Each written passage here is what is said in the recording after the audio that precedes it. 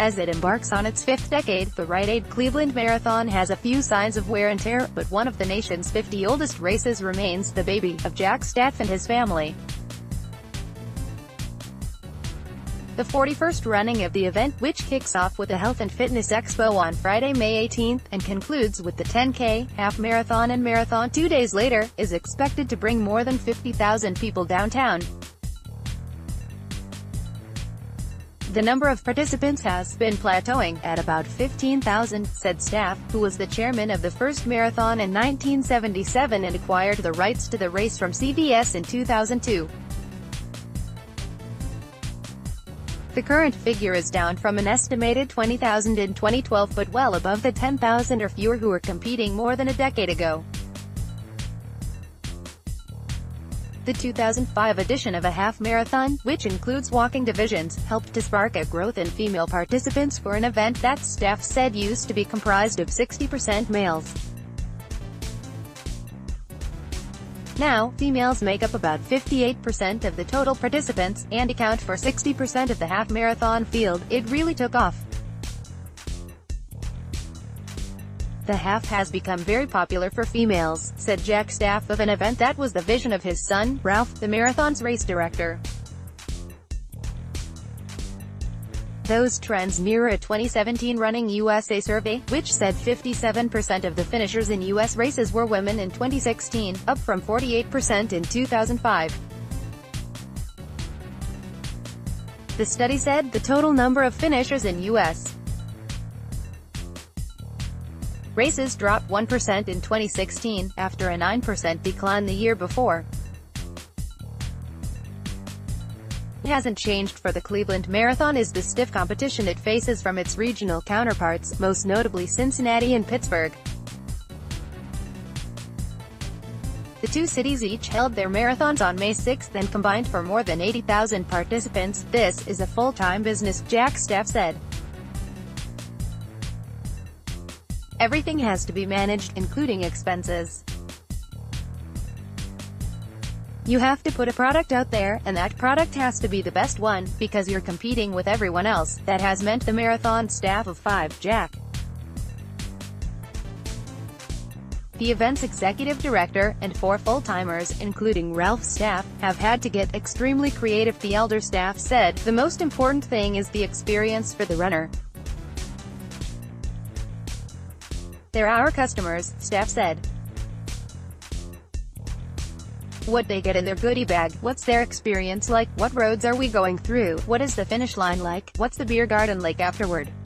All of those things matter. A 1-mile race is new this year, as are several sponsors, and the marathon in April announced a TV deal with WOIO and WUAB that will result in channels 19 and 43 splitting the broadcast of the May 20th races. In 2006, Staph told Crain's that he had funneled his own money into the event during the first 4 years in which he owned the race. The goal is to hopefully make a profit that will be rolled into next year, and have profit left over that would be rolled into the following year, he said then. Staph said that eventually happened, with the event reaching a high water mark in 2012. It's now a little leaner. All the money goes back into the race, said Staph, an attorney whose legal career, like his marathon, is in its 5th decade.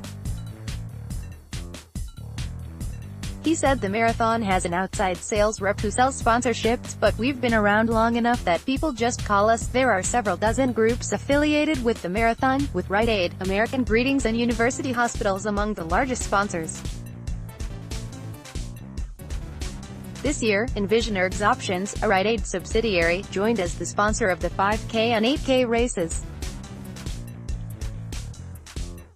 GNC also was named the Pace team sponsor, and WOW Air became the marathon's official airliner. The additional revenues ease the rising expenses of a race that costs about $2 million to run, Staph said. We pay an enormous amount for security on the course, which is essential, he added. Jeff Galloway, a 1972 U.S. Olympian, author and entrepreneur who created a marathon training program, has competed in a pair of Rite Aid Cleveland Marathons.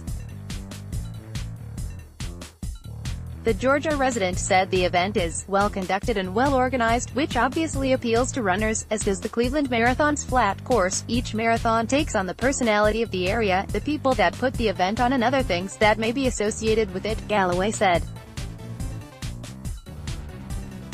But the bottom line is the Cleveland Marathon has been a standard in your region. It's a very well-recognized regional event that is also bringing in people from other parts of the country for various reasons. The marathon last conducted an economic impact study in 2012, when it was announced that a record number of participants had generated $18.25 million for the Northeast Ohio economy. Despite the decline in participation, Staph believes those numbers are still pretty accurate, citing robust business that the marathon brings to local hotels and restaurants during its 3 days of festivities. The work in year 41 is crazy, but remains gratifying, he said. The events are aided by the contributions of 1,500 to 1,800 volunteers. I love doing it, Staph said. It's never boring. We are dealing with wonderful people, and our staff is tremendous. They really are superstars. He's also proud of the $3 million or more he said the marathon has helped to raise for charity in its history. And not much beats the feeling on race day, when all of the work is celebrated via packed downtown and thousands of exhausted competitors. When they come through the finish line and you see all that emotion, you realize it really was worth it, Staph said.